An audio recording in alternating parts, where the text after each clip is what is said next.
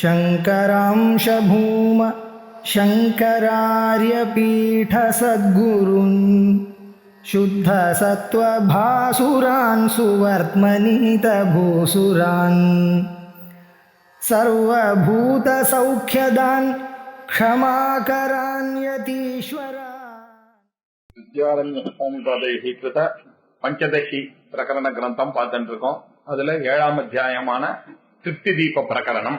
இந்த திருப்தி தீப பிரகரணமானது பிருகதாரண்யக மந்திரமான ஆத்மானம் சேத் விஜானியாத் அயமஸ்மீதி புருஷः கிமிச்சன் கஸ்ய காமாய சரீரமனு சஞ்சுவரேத் அப்படின்னு 4ஆம் அத்தியாயத்துல சாரீரக பிராமணத்துல படிக்கப்பட்டதனுடைய அந்த மந்திரத்தினுடைய வியாக்கியானமாக திருப்தி தீப பிரகரணம் 298 ஸ்லோகம் அமைஞ்சிருக்கு.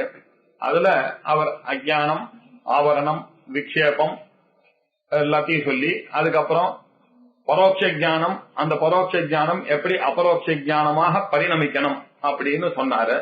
சொல்லிட்டோம்னா அது முடிந்ததே. ஆனால் அந்த ஞானத்தினுடைய பலமானது என்னன்னா துக்க நிவர்த்தி, அதுக்கப்புறமாக சுகப்பிராப்தி. அது எப்படிப்பட்ட சுகம் அப்படின்னாக்க நம்ம நினைக்கிற சுகம் இல்ல, இது சாஸ்வதமான ஒரு சுகப்பிராப்தியானது ஏற்படுகிறது. அதுக்கு பேர் தான் திருப்தி அப்படின்னு சொல்லி அது அந்த ஞானிக்கு வருகிறது அப்படின்னு சொல்லி அந்த ஞானியினுடைய நிலையை இப்ப வர்ணிச்சுருக்கார். அந்த ஞானியானவன் எப்படி இருக்கலாம் அப்படின்னாக்க 2 விதமாகவும் இருக்கலாம் அப்படின்றதுக்கு நமக்கு சாஸ்திரத்துல பிரமாணம் இருக்கு.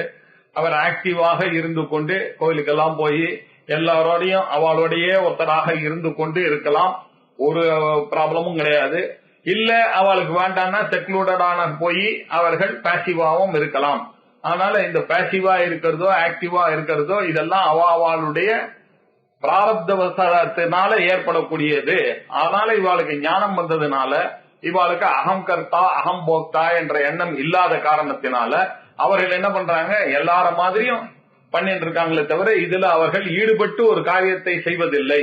அதனால யார் ஈடுபட்டு ஒரு கர்மாவை செய்கிறானோ அவனுக்கு தான் அந்த கர்மாவனுடைய பலனானது ஒட்டி கொள்ளும். அதனாலதான் அவன் அது பந்தப்படுத்துகிறது. ஆனா ஞானி செய்கின்ற கர்மாக்களோ நான் என்ற அபிமானம் இல்லாமல் பண்ணிக்கின்ற கர்மாத்தினால் லோக சங்கிரகத்துக்காக பண்ணக்கூடிய கர்மாக்களாக இருக்கிற காரணத்தினால் அவருக்கு இந்த கர்மாவானது ஒட்டுவதில்லை அப்படின்னு சொன்னார். சதுர்ஷம் சேஷ்டதே கர்ம ஸ்வஸ்யா பிரகிருதே ஞானவானபி அப்படின்னு சொல்லி இருக்கிறதுனால பிராரப்தத்தினாக்கு ஏத்த மாதிரி பிரகிருதி ஞாந்தி பூதானி அப்படின்னு நிகிரகிம் கரிஷது அவளுடைய பிராரப்த வசத்துக்கு ஏத்த மாதிரி இருந்துட்டு இருக்காங்க. அதனால ஒரு அனுபவத்தையும் இல்லை. ஞானியாக இருந்தாலும் அவர் எல்லார மாதிரியா நம்மளுக்குள்ளேயே சொசைட்டிக்குள்ளேயே இருந்து கொண்டு இருக்கலாம். அவருடைய காரியங்கள் எல்லாம் லோக சங்கிரகத்துக்காக இருந்து கொண்டு இருக்கலாம் அப்படின்னு சொன்னார். இப்படி இல்லாத சில ஞானிகள் இருக்கார்கள். அவர்கள்லாம் என்ன பண்ணா செக்லூடடாக போய் அவர்கள்லாம் ஒரு இடத்துல இருந்து கொண்டு இருக்கலாம். இப்படி மதுகர விருத்தி அப்படின்னு சொல்லக்கூடிய அந்த விருத்தியையும் ஆசிரிக்கலாம். இல்ல அஜாகார விருத்தின்னு சொல்லக்கூடிய இந்த மலைப்பாம்பு மாதிரி வந்தா சாப்பிடுறது, வரலன்னா விடுறது அப்படியும் இருக்கலாம். இல்ல ஒரு மதுகரமான ஒரு வண்டானது எப்படி பூக்கு பூய் தாவி அந்த வண்டை எல்லாம் சேர்க்க அப்படியும் இவர் எல்லார் வீட்லயும் பிச்சை எடுத்துக்கொண்டு எல்லாரோடையும் சேர்ந்து he can live amidst the people, மக்களோட மக்களாக இருந்து கொண்டு ஞானியானவர் வாழலாம். ஒரு அனுபவத்தையும் இல்ல அப்படின்னு சொன்னார். சொல்லிட்டே வரும் பொழுது இவருக்கு சந்தேகம் வந்துடுது. லோகானுகிரகமாக ஒரு காரியத்தை செய்தாலும் சாஸ்திரிய மார்க்கத்துல வேணாலும் செய்யலாம், சாஸ்திரியமாக இல்லாத லௌகிக மார்க்கத்திலையும் அவர் இருக்கலாம் அப்படின்னு சொல்லிட்டு அந்நியதாவாதி அப்படின்னு சொன்னார். வேறு நிஷித்த கர்மாக்களையும் பண்ணலாம், அதனால ஒன்னும் அவருக்கு அஃபெக்ட் ஆக போறதில்ல அப்படின்னு சொன்னாரு. சொன்ன உடனே அவருக்கு ஒரு சந்தேகம் வந்துடுது. சார், அவர் அப்படிப்பட்ட அவருக்கு ஒரு விதி ஒரு நிஷேதம் எதுவுமே கிடையாதுன்னா அவளுக்கு விதியும் கிடையாது நிஷேதமும் கிடையாது. அவங்க அந்த ரெண்டுத்தையும் தாண்டின ஒரு நிலையில இருக்கிறதுனால அவர்கள் என்ன பண்ணலாம், அவர்கள் பண்ணக்கூடிய தேவார்ச்சனமோ அவர் பண்ணக்கூடிய ஸ்நானமோ அவர்கள் பண்ணக்கூடிய சௌட்சமோ அவர்கள் பண்ணக்கூடிய பிக்ஷையோ இதெல்லாம் அவளுக்கு என்ன தோன்றதோ அப்படி இருக்கலாம். அவளுக்குன்னு விதிக்கப்படவில்லை. ஆனா அவளுக்கும் தாரம் ஜபத்து, அவளும் 21,600 தடவை ஓங்காரத்தை ஜபிக்கலாம். அதனால ஒரு ப்ராப்ளமும் இல்லை. அப்படி காய்கத்தினாலையும் வாக்குனாலையும் மனசனாலையும் அவர்கள் எல்லா காரியத்தையும் செய்யலாம். அவர் விஷ்ணுவை வேணாலும் தியானம் பண்ணட்டும், இல்ல பிரம்மானந்தத்திலேயே தலை சென்று எதுவும் பண்ணாம வேற இருக்கட்டும், இதனால ஒரு ப்ராப்ளமும் இல்லை. இந்த ஒரு விஷயத்தை இந்த கர்மியானவன் சரியாக புரிந்து கொள்ள முடியாது. ஏன்னா இந்த கர்மி கர்மி ந விஜானாதி சாட்சினம், இந்த கர்மியா இருக்கக்கூடியவனுக்கு நான் யாருன்றது அவன் இந்த புத்தியோடையும் இந்த மனசோடையும் இந்த பாடியோடையும் பாடி மைண்ட் காம்ப்ளெக்ஸோட ஐடென்டிஃபை பண்ணி இருக்கிறதுனால இவன் இத போய் நானு நினைக்கிறான். அவனுக்கு சாட்சியா இருக்கக்கூடிய ஆத்மான்னு ஒண்ணு இருக்கு, அது இதுக்கு அப்பாற்பட்டது, இதுக்கும் அதுக்கும் சம்பந்தம் இல்லை என்றது அவனுக்கு தெரியல. அதனால அவன் என்ன பண்றான், அவனுக்கு ஆச்சரியமா இருக்கு. ஆனா இவர் எப்படி இருக்கார், அந்த கான்சியஸ்னஸோட போய் இவர் ஐடென்டிஃபை பண்ணி இருக்கிறதுனால அவர் அந்த சாட்சியோட ஐடென்டிஃபை பண்ணிக்கிறார். இவர் இந்த பாடி மைண்ட் காம்ப்ளெக்ஸோட ஐடென்டிஃபை பண்றதுனால இவாளுக்குள்ள இந்த கன்ஃபியூஷன் ஆனது இருக்கு. கர்மி ந விஜானாதி சாட்சினம், எது இந்த கர்மியாக இருக்கக்கூடிய அஞ்ஞானியாக இருக்கக்கூடியவனுக்கு சாட்சி என்பது அறியப்படவில்லையோ அவருக்கு தத்துவவித்து அந்த சாட்சியை பிரம்மம் என்று அறிந்து கொண்டு இருக்கிறதுனால இந்த கர்மிக்கு புரியாதுல்ல. ஆனா இந்த கர்மிக்கு அதனால ஒரு பிரச்சனையும் இல்ல, அவன் இருக்கிறதுனால அவருக்கும் இவன் இந்த வேலையெல்லாம் செய்யறதுனால ஒரு பிரச்சனை இல்ல. இதுக்கு ஏன் இந்த சந்தேகம் வந்தது அப்படின்னாக்க, நான் ஏற்கனவே சொன்னேன், வேதம் முழுக்க உங்களுக்கு எப்படி இருக்குன்னாக்க பூர்வகாண்டம் முழுக்க 999 பேஜ்ல அதை பண்ணு இதை பண்ணு, பஜனை பண்ணு, பக்தி பண்ணு, பூஜை பண்ணு, யாகம் பண்ணு, இப்படியே இருக்கு. வேத அத்தியனம் பண்ணு, உடாம நித்திய கர்மாவை பண்ணு, நைமித்திய கர்மாவை பண்ணு, காமிய கர்மாவை பண்ணு, இப்படி போதித்து கொண்டு இருக்கக்கூடியது எல்லாம் இதுதானே இருக்கு. கடைசி ஒரு பேஜ்ல இதெல்லாம் வேண்டாம், நீ எல்லாத்தையும் விட்டுட்டு இந்த கான்சியஸ்னஸ் ஐடென்டிஃபை பண்றதுதான் உன்னுடைய கோல் அப்படின்னு சொல்ற ஒரு பேஜ்னால நீங்க யோசிச்சு பாத்தீங்கன்னா, நமக்கு இத காமிச்சானாக்க லோகத்துல எல்லாருமே ஞானி ஆயிட்டானாக்க காரியமே நடக்காது லோகத்துல. அதனால அஞ்ஞானிகளுக்குத்தான் இதெல்லாம் இருக்குன்னு வச்சுட்டா கூட இதுதானே ரொம்ப அவசியம். உலகம் நடைபெற வேண்டுமே, ஆனால் என்ன பண்ணணும், இந்த மாதிரி யாகங்கள் இந்த மாதிரி தான் வந்தாதான் மழை வரும், மழை வந்ததுன்னா தான் ஜனங்கள்லாம் சந்தோஷமா இருப்பாங்க, அப்படித்தானே பக்தி பண்ணிட்டு இருக்கணும், அதுதானே நியாயம். அப்படி இருக்கும் பொழுது அவர்களுக்கு அந்த சான்ஸுக்காக இந்த ஒரு பேஜை நீங்க எதுக்கு அவ்வளவு இம்பார்ட்டன்ஸ் கொடுக்கணும், இதை கிழிச்சு போட்டுடலாமே, எல்லாருக்குமே நல்லதா அமையுமே அப்படின்னாக்க, 4 பேருக்கு நல்லது நடக்கிறதுனா அதை தானே பண்ணணும் நீங்க. அப்படின்னா ஒரு ஊர்ல ஒரு கிராமத்துல ஒரு பிளேகான வந்துருச்சுனாக்க நீங்க என்ன பண்றீங்க, அந்த அளவு ஒழிச்சுட்டானாக்க கிராமத்துல இருக்கக்கூடியவர்கள் எல்லாம் காப்பாற்றப்படுவார்கள். யாரோ கொஞ்சம் பேர் சன்னியாசத்துல ஆசைப்பட்டு வேதாந்தத்தை படிச்சுட்டு அந்த பிரம்மத்தை அறியணும்னு நினைக்கிறதுனால அவளுக்காக இது எல்லாத்தையும் சாக்ரிஃபைஸ் பண்றதுன்றது நியாயம் இல்ல. அதனால அவளை தள்ளிடுங்க, இவாளுக்கு தான் இம்பார்ட்டன்ஸ் கொடுக்கணும் அப்படின்னு நினைச்சானே. ஆனால் அப்படி ஒரு ஆர்கியூ பண்ணானே, ஆனா இல்லவே இல்லப்பா, அவனால இவருக்கு ப்ராப்ளம் இல்லை, இவரால அவருக்கு ப்ராப்ளம். உங்களுக்கு ஒரு காம்படிஷன் ஒண்ணு குறைஞ்சுது இல்லையா, அங்க போறவன் யாரும் இதுக்கு வர போறது இல்ல, இதுல இருக்கவன் யாரும் அங்க போறது இல்ல. இதுக்கு என்ன ஆச்சுன்னா ஈஸ்வர அனுகிரகம் பெரிய விஷயமாக இருக்கு இல்லையா. இந்த உலகமானது எப்படி இருக்கு அப்படின்னாக்க, மனுஷத்துவம், முமுட்சுத்துவம், மகாபுருஷ சம்ஸ்ரயகான்னு அந்த 3 துர்லபம் திரயமே வைத்தது. நமக்கு வாழ்க்கையில ரொம்ப துர்லபமான விஷயம் 3 தான். அது எப்படி இருக்குன்னா, மனுஷனா பிறக்கிறது, ஜந்தூனாம் நரஜன்ம துர்லபம் அப்படின்னார். ஜந்துக்களிலேயே நரனா பிறக்கிறது ரொம்ப துர்லபமானது.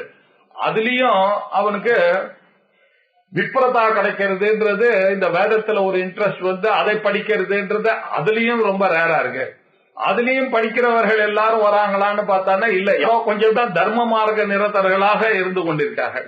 அதுலயும் யாரோ கொஞ்சம் பேர்கள் தான் வேதாந்தத்துக்கு வராங்க. மனுஷியானாம் சகசிரேஷு கஷ்டித் யததி சித்தையே யததாமபி சித்தானாம் கஷ்டின் மாம்பேத்தி தத்துவதா, என்ன புரிந்து கொள்கிறவர்கள்ன்றது ஒருத்தர் தான் அப்படின்னு சொல்றதுனால இந்த மனுஷத்துவம் ரொம்ப துர்லபமா இருக்கு. அதுலயும் முமுட்சுவாக இருந்து வேதாந்தத்தை படிக்கிறது அதை விட துர்லபமா இருக்கு. அதுலயும் ஒரு நல்ல ஆச்சாரியனை பெற்று அத்வைத ஞானம் அவன் ஞானி ஆகிறான மகாபுருஷ சம்ஸ்ரயா அதை விட துர்லபமா இருக்கு. இப்படி இந்த 3 துர்லபமா இருக்கிறதுனால இதெல்லாம் யாருக்கோ கொஞ்சம் பேராலதான் கிடைக்கிறது. இவரால இந்த போர்ஷன்ல இருக்கக்கூடிய கர்மகாண்டத்தை ஃபாலோ பண்றவாளுக்கு ஒரு ப்ராப்ளமும் கிடையாது. இவாளனால அவனுக்கும் இவரை பத்தி நினைக்கிறதே இல்ல அவர்கள் ஞானிகள். ஏன் அப்படின்னு யோசிச்சு பார்த்தா, கர்மிக்கு இந்த ஆத்மாவை பத்தி தெரியல. அதனால அவன் என்ன பண்றான், இந்த பாடி மைண்ட் காம்ப்ளெக்ஸ் தான் நல்லது, இதை எப்படி முன்னுக்கு எடுத்துட்டு வரலாம் அப்படின்றதுனால இந்த பிரேயஸுக்காகவே அவன் வாழ்நாள் முழுக்க பண்ணிட்டு இருக்கான். ஆனா அவரோ என்றால் ஸ்ரேயஸ் தான் அவருக்கு ரொம்ப முக்கியமா இருக்கு. ஸ்ரேயஸ்ச ஸ்ரேயஸ்ச மனுஷ்யமேதது உபௌ சினிதா, இது ரெண்டுத்திலயும் மாட்டிட்டு இருக்காங்க இந்த மனுஷர்கள்லாம்.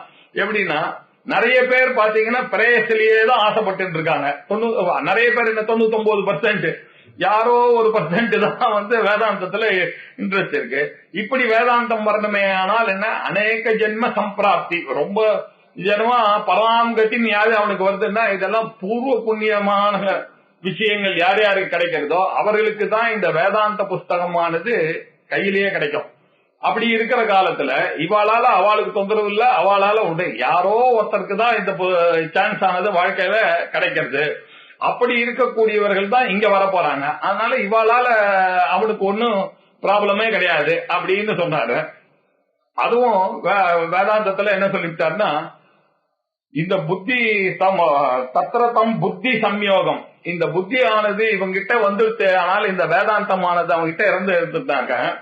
லபத்தே பௌர்வ தேகிகம், பூர்வ தேகத்திலிருந்து வந்தது அப்படின்னு சொன்னதுனால நமக்கு என்ன தெரியாது, இந்த ஜென்மால வேதாந்தம் யார் படிக்கிறானோ, சப்போஸ் இந்த ஜென்மால அவனுக்கு ஞானம் வரலன்னாலும், ஞானம் வரல இல்லாலும் அடுத்த ஜென்மால அது வந்து அழியறதே கிடையாது. அது மாத்திரம் இல்ல, ததஹா அதை விட்டுட்டு பூயஹா எதகே, அதுக்கு மேல இருக்கக்கூடிய காரியத்தை தான் அவன் பார்க்க போறான்றது கிளியரா சொல்லியிருக்காரு பகவான். சொல்லி இருக்கிறதுனால என்னாச்சு, இவன் படிச்ச படிப்பானது ஒரு நாளும் வேஸ்ட் ஆகாது இல்லையா. நகி கல்யாணக்கு கச்சிட்டு துர்கதின் தாத்த கட்சி அப்படின்ற ஆகையினால இவன் வந்து அடுத்த ஜென்மால ஸ்ரீமதாம் கேஹேவா தீமதாம் கேஹேவா அவன் பிறக்க போறான். பிறந்து அவனுக்கு நிச்சயமா ஞானம் கிடைக்காதனால இந்த ஞானமானது ஒரு நாளும் வேஸ்ட் ஆக முடியாது. ஆனால இந்த வேதாந்தத்தை படிக்கிறது தான் ஸ்ரேயஸுக்கான வழி அப்படின்னு கட்டோபனிஷத்துல சொல்லிவிட்டார். ஸ்ரேயார்த்தியாக இருக்கக்கூடியவன் இந்த முறையதான் கையாளணும். யாருக்கு பிரயார்த்தியா இருக்கணும் அவன் இங்க வரணும். அவன் வந்து இங்க என்ன பண்ணும், பக்தி கர்மா உபாசனை எல்லாம் நிறைய பண்ணி பண்ணி பண்ணி அவனுக்கு சித்த சுத்தி வந்து அதற்கு அப்புறம் அந்த ஈஸ்வர அனுகிரகத்தினால, ஈஸ்வர அனுகிரகம் ரொம்ப முக்கியம், அந்த ஈஸ்வர அனுகிரகத்தினால அவனுக்கு குரு அனுகிரகம் ஏற்பட்டு, அந்த குரு அனுகிரகத்தினால சாஸ்திர அனுகிரகம் ஏற்பட்டு, அந்த சாஸ்திர அனுகிரகத்தினால இவனுக்கு ஆத்மாவனுடைய அனுகிரகம் ஏற்பட்டு இவன் ஆத்ம ஞானியா ஆகிறான். இப்படி புரிஞ்சு கொண்டு இப்படி வந்தவர்கள் தான் இந்த ஞானிகள்லாம்.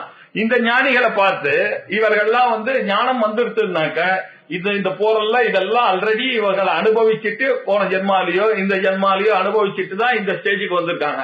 ஆகையினால இவர்களுக்கு போய் நீங்க கட்டுப்படுத்தி நீ இப்படித்தான் இருக்கணும் அப்படின்னு சொல்ற விதியோ, நீ இப்படி எல்லாம் இருக்கக்கூடாதுன்ற நிஷேதமோ ஞானிக்கு நாட் அப்ளிகபிள். ஆனா அவர் என்ன பண்ணார், he can deliberately choose இல்லையா. அவர் என்ன பண்றாரு, நம்ம ஜனங்களோட இருக்கும் பொழுது நம்மளை பார்த்து 4 பேர் கெட்டு போயிடக்கூடாது அப்படின்றதுக்காக அவருக்கு இல்ல சந்தியாவந்தனமும் கிடையாது, அவருக்கு ஒண்ணும் கிடையாது, அக்னி காரியம் கிடையாதுன்னாக்க சரின்னு அவருக்கே இல்லையே விட்டுருவோம்னா இவன் வந்து 2 கட்டானா போயிடுவான். அப்படின்றதுக்காக அவர் என்ன பண்றாரு, எல்லாரோடையும் இருந்துட்டு இவாள மாதிரியே பண்ணிட்டு இருக்கு. அவன் ஜோஷையேத்துன்னு வேற சொல்லியிருக்காரு பகவான். அவளை பண்ணி எத்யதாச்சரித்து சிரேஷ்டா ததே வைத்திரோ ஜனாக, அவரை போய் சிரேஷ்டன் நினைச்சுட்டு எல்லாம் ஃபாலோ பண்ணும் பொழுது அவர் இப்படி எல்லாம் பண்ணாம போயிட்டாரே ஆனால் இவன் கட்டு போயிடுவான். ஆகையினால இவ ஊருக்காக வேண்டி அவர் எல்லா காரியத்தையும் அவர் பண்ண வேண்டி இருக்கிறது. அதனால அவர் என்ன பண்ணாரு, தேக வாக் புத்தய தியக்த்வா ஞானினோ அன்றுத புத்தினஹ கர்மி பிரவர்த்தைஷ்யாபிஹி ஞானினோ ஹீயதேத்ர கிம். இப்படி வாஸ்தவம் இல்லைன்ற எண்ணத்தினால சரீரம் வாக்கு புத்தி இதெல்லாம் ஞானினால தள்ளப்பட்டிருக்கு. அப்ப அதனால அவன் இங்க காம்படிஷனுக்கே உங்களுக்கு வரல. இதனால கர்மியினுடைய பிரவൃத்திக்கு ஏதாவது குறை இருக்கோ, இல்ல கர்மியினுடைய பிரவൃத்தினால ஞானிக்கு ஏதாவது குறை இருக்கோ, 2 பேருக்கும் பரஸ்பரம் இல்லவே இல்லை. அதனால இவாளால அவளுக்கு ப்ராப்ளம் இல்ல, அவளால இவ பண்ணா, அவள் லெட் தம் கண்டினியூ அஸ் ஞானிஸ், லெட் தீஸ் பீப்புள் கண்டினியூ, இன்னும் கொஞ்ச நாள் ஆகட்டும், சித்த சுத்தியானது வரட்டும், சித்த நைஷ்டல்யம் வரணும், அதுக்கப்புறம் வேதாந்தத்துக்கு இவனும் வரதான் போறான் அப்படின்னு சொல்லி 2 மார்க்கங்களை நம்ம சாஸ்திரங்கள்ல பிரவೃத்தி மார்க்கம் நிவர்த்தி மார்க்கம்னு 2 மார்க்கத்தை பண்ணிட்டாங்க. பிரவೃத்தி மார்க்கத்தில் இருக்கக்கூடியவர்கள் என்ன பண்ணா படிப்படியாக இந்த இடத்துக்கு வர வேண்டியது. நிவர்த்தி மார்க்கத்துக்கு போகக்கூடிய பிரம்மச்சரியாதேவ பிரபுரஜன் அப்படின்னு அவன் வந்து பிரம்மச்சாரி ஆசிரமத்திலிருந்து நேர வேதாந்தத்துக்கு வந்துடுறான், இதெல்லாம் வேண்டாம் எனக்கு அப்படின்னு. ஆனா பிரவೃத்தி மார்க்கமோ நிவர்த்தி மார்க்கமோ கடைசியில எண்டு என்னன்னாக்க சன்னியாசம் தான். இவன் என்ன பண்றான், கர்மயோகத்துக்காக கிரகஸ்தாசிரமத்தை எடுத்துட்டு அப்புறம் உபாசனா யோகத்துக்காக வானப்பிரஸ்தனம் ஆகி ஞான யோகத்துக்காக சன்னியாசத்தை எடுத்துட்டு சன்னியாசியாக தான் அவன் வந்து ஆகணும்.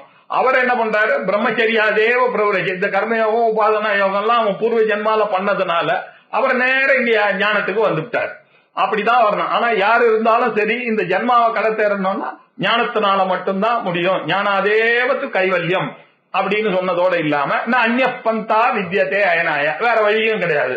வேற ஏதாவது வழி இருந்ததுன்னா அதை ஆசிரிக்கலாம். வேதாந்தம் படிச்சுதான் ஆகணும். அப்படி இருக்கிறதுனால இந்த வேதாந்தம் படிச்ச இந்த ஞானியானவர் அவர் என்ன பண்ணாரு, கர்மி. அவர் வந்து எந்த காரியம் பண்ணாலும் அவருக்கு விதியும் கிடையாது, நிஷேதமும் கிடையாது. அது இந்த கர்மிக்கு புரியறது இல்ல. இந்த கர்மி பண்றதுனால அந்த ஞானியானவர் இதை பற்றி கவலைப்படுவதும் இல்லை அப்படின்னாரு. இப்போ அவனுக்கு ஒரு சந்தேகம் வந்துருது. நம்ம போன வாரமே இதை பார்த்தோம். ஒன்னு பிரவருத்தியாவது பண்ணணும், ஒன்னு நிவர்த்தியாவது பண்ணணும். 2 மார்க்கமும் இல்லாம இருக்க முடியாது.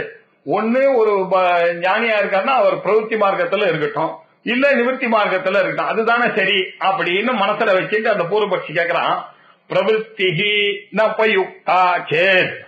சார் கர்மயோகம் தான் சார் இருக்கணும் அப்படின்னு சொன்னா ஞானிக்கு அது பிரயோஜனம் இல்லை. அவர் தான் தியானமே வந்துடுத்த. அவர் எதுக்கு திருப்பி பழையபடி போய் கர்மாவை பண்ணி ஈஸ்வரார்ப்பணமாக அதை பண்ணி அதுக்கப்புறம் சித்த சுத்தியை சம்பாதிச்சு அதுக்கப்புறம் தானே அவர் ஞான யோகியத்தை சம்பாதிச்சுட்டு தானே ஞான யோகத்துக்கு வந்து இவர் கிடைச்சிருக்கு இந்த ஞானமானது. அவரை என்னத்துக்கு நம்ம திருப்பி பின்னாடி போக சொன்னோம்? அதனால அவருக்கு பிரவருத்தின்றது உபயோகமே கிடையாது. பிரவருத்தி ந உபயுக்தா சேத். சரி, நிவர்த்தியாவது இருக்கட்டுமே சார் அப்படின்றான். இல்ல நிவர்த்தியா அவர் எங்கேயாவது போய் ஒரு வாரமா உட்காரட்டுமே சார், அவரு எதுலயும் தவறிடாம அப்படின்னு சொன்னா அதுவும் அவருக்கு பிரயோஜனம் இல்லையா? அவருக்கு தான் ஞானம் வந்துருச்சு. ஆனா நிவர்த்தி குவாபி உஜ்ஜக நிவர்த்தி உபயுஜ்யதே. பிரவர்த்தியே அவருக்கு உபயோகப்படலைன்னா நிவர்த்தி அவருக்கு உபயோகப்படவா போறது இல்ல? 4 விஷயங்கள் லாபங்கள் வர இடத்தையே வானான்னு உதறி தன்னவர் லாபமே இல்லாத விஷயத்துல அவர் ஈடுபடா நம்ம சொல்றதே ஆச்சரியமா இருக்கு. அவருக்கு என்ன இருக்கு? அதனால ஒரு உபயோகம் இல்லையே. போதஹேது நிவர்த்தி இல்ல சார். இந்த நாலேஜ் ஆனது இருக்கணும்னா அதுக்கு காரணமானது நிவர்த்தி தானே ரொம்ப முக்கியம். அந்த நிவர்த்தி அவருக்கு இருக்கட்டுமே அப்படின்னாக்க அவர் என்ன சொன்னார், யாருக்கு புபுத்சா இருக்கோ அவனுக்கு அது இருக்கட்டும். அவருக்கு போத்துச்சே இல்லையா? புபுத்சா அப்படின்னா போத்து அரியணம் என்ற ஆசை யாருக்கு இருக்கோ அவன் தானே அறியணும். அவருக்கு தான் அரியணம் என்ற ஆசையை கடந்து விட்டாரு. அவரை போய் நீங்க திருப்பி அறியுங்கன்னு சொன்னா என்ன அர்த்தம்? அறியுன்னு சொல்றது. அதனால பிரவருத்தியும் நீங்க அவருக்கு விதிக்க முடியாது, நிவர்த்தியும் அவருக்கு நீங்க விதிக்க முடியாது அப்படின்னாரு. அதுக்கப்புறம் இன்னொரு சந்தேகம் வந்து, புத்தச்சேத் அவர் அறிந்தவர் அப்படின்னு சொன்னா அப்ப என்ன? அவர் அறிந்தபடினால புபுத்சேத், அதனால அவருக்கு ஞான யோகம் பிரவருத்தி மார்க்கம் அவருக்கு தேவையில்லை. அவர் அறிந்தவராச்சே, அவர் எதுக்காக அறியணும் அப்படின்னாரு. சரி, நாப்பி அசௌ புத்தியத்தே புனகா. இப்போ அவர் அறிந்தவன் சொன்னாக்க இப்ப என்ன ஆச்சு? அவருக்கு நிவர்த்தியினால அறிய வேண்டியதுன்றது இல்லாம போச்சு. அதனால அவருக்கு அறிந்த காரணத்தினால அவர் அறிய வேண்டிய அவசியமும் இல்லை. சோ அறிய வேண்டிய ஆசையும் அவருக்கு இல்ல, அறிய வேண்டிய அவசியமும் அவருக்கு இல்ல. அதனால அது மாத்திரம் இல்ல, அவர் அறிந்ததான விஷயமானது அவரை இந்த உலகத்தினால எந்த விதத்திலையும் பாதிக்க போறதில்ல. அவர் எப்போ இந்த பாடியோட ஐடென்டிஃபை பண்றாரோ அப்பதானே இந்த உலகமானது அவர் அஃபெக்ட் பண்ணும். அவர் தான் இந்த 3 சரீரத்தோடையும் அவர் ஐடென்டிஃபையே பண்ண போறது இல்ல. அப்படி இருக்கும்போது அவருக்கு இந்த உலகத்துல எதுவுமே அவரை அஃபெக்ட் பண்ண போறதில்ல. அதனால அபாதாத்து, அவருடைய ஞானம் இதனால ஒரு நாளும் பாதிக்கப்பட போவதில்லை. அதனால அவருக்கு அந்நிய சாதனா, அவருக்கு சாதனைகள் எதுவும் தேவையில்லை. அவருக்கு இன்ஃபேக்ட் அந்த பிரம்மமே சாத்தியமே கிடையாது. அவருக்கு யார் முமுட்சுவோ அவன் வேதாந்தத்தை படிக்கணும், அவனுக்கு பிரம்ம ஞானத்தை அடையணும்னு ஒரு கோல் இருக்கு, அவன் தானே படிக்கணும். இவர் அதை அடைந்து விட்டபடியால் அவருக்கு சாத்தியமும் கிடையாது, சாத்தியம் இல்லைன்னா சாதனமும் கிடையாது. அவர் சாதகன்னே தன்னை நினைக்கல, அகங்காரமும் மமகாரமும் இருக்கிறதுனால அவர் சாதகனும் இல்லை, அவருக்கு சாதனையும் இல்லை, அவர் சாதிக்க வேண்டியதும் இல்லை அப்படின்னு சொன்னதுனால அந்த மோட்சமானது ஒரு ப்ராசஸ்ல அறியக்கூடிய விஷயம் இல்லைன்றதை அவர் அறிந்து விட்டார். இந்த முமுட்சுக்கு இன்னும் அது புரியாததுனால அவன் என்ன பண்றான், ஏதோ ஒரு நாள் நமக்கு கிடைக்கும், ஒரு நாள் கிடைக்கும்னு சொல்லிட்டு பர்மனன்ட் ட்ரிபிளியா அவன் போய் மாட்டிக்கிறான். என்ன ஆல்ரெடி இன்னைக்கே நீங்க ஐடென்டிஃபை பண்ணுங்க ஆத்மாவா ஓடான்னு சொன்னா இவன் ஐடென்டிஃபை பண்ணாம அப்புறம் பாத்துக்கிறான்ட்டு இவன் தள்ளி போட்டானா அது யாருடைய தப்பு? இப்படி தள்ளி போடுறவனுக்கு எவ்வளவு நாள் தான் எப்பதான் முடிவு வரும்? தள்ளி போட்டுட்டே இருக்க வேண்டியதான். அதனால இவர் என்ன சொன்னார், இப்பவே அந்த ஆத்மாவோட ஐடென்டிஃபை பண்ணிக்கிங்க. உங்களுக்கு தெரிஞ்சு போச்சு, எப்போ வேதாந்தத்தினால நீங்க தான் ஆத்மான்னு தெரிஞ்சுதோ நீங்க அந்த ஆத்மாவை கிளைம் பண்ண வேண்டியது உங்க கையில மாட்டின்றது, அந்த நிதித்தியாசனமாவது உங்க கையில மாட்டின்றது அப்படின்னு சொன்னாரு. சொல்லி என்ன சொல்றாரு, இந்த அவித்யானது அவித்யையோ அதனுடைய காரியமோ இது எல்லாமே அறிவை ஒரு நாளும் பாதிக்க முடியாது. அவித்யை அப்படின்னாக்கா என்ன அர்த்தம் அப்படின்னாக்கா, இந்த உலகம் அப்படின்னு ஒண்ணு இருக்கு. இந்த உலகம் இருக்குன்றது எதனால அவருக்கு தெரியுது? அவருடைய அவித்யினால இந்த உலகம் சத்தியம் அப்படின்னு நினைச்சிட்டு இருக்கார். அதனால என்ன ஆச்சு, இந்த அஜ்ஞானத்தினால இந்த உலகத்துல அவர் கான்டாக்ட் பண்ணா இதுல இருந்து வரக்கூடிய லாபமோ நஷ்டமோ, ஃபேவரபிளோ அன்பேவரபிளோ, இதனால வரக்கூடிய சுகமோ துக்கமோ இது எல்லாமே அவருக்கு அஃபெக்ட் ஆகும். இவரோ ஞானியா இருக்கவர் இந்த உலகத்தை நித்தியான்னு தெரிஞ்சுட்டார். ஐ ஒண்ணுதான் சத்தியம்னு அவருக்கு தெரியாது, பிரம்ம சத்தியம், ஜெகத்தானது நித்தியான்னு சொல்லிட்டாரு. அந்த நித்தியாவனால வரக்கூடிய அஜ்ஞானத்தினால வரக்கூடிய காரியமாக இருக்கக்கூடிய அவருக்கு அஜ்ஞானமே போயிடுச்சு. அந்த அஜ்ஞானத்தினால வரக்கூடிய காரியமும் போகுமோ இல்லையா? அப்படின்னாக்கா அவருடைய காரியம் அவருக்கு அஃபெக்டே ஆகாது. அஜ்ஞானமே போயிடுச்சுன்னா அஜ்ஞானத்துடைய ஆஃப் ஷூட்டாக இருக்கக்கூடிய சுக துக்கங்கள் அவரே அஃபெக்ட் பண்ணாது. அவித்யா நாபி தத் காரியம் 278வது ஸ்லோகம். அவித்யா நாபி தற்காரியம் போதம் பாதித்தும் அர்ஹதி.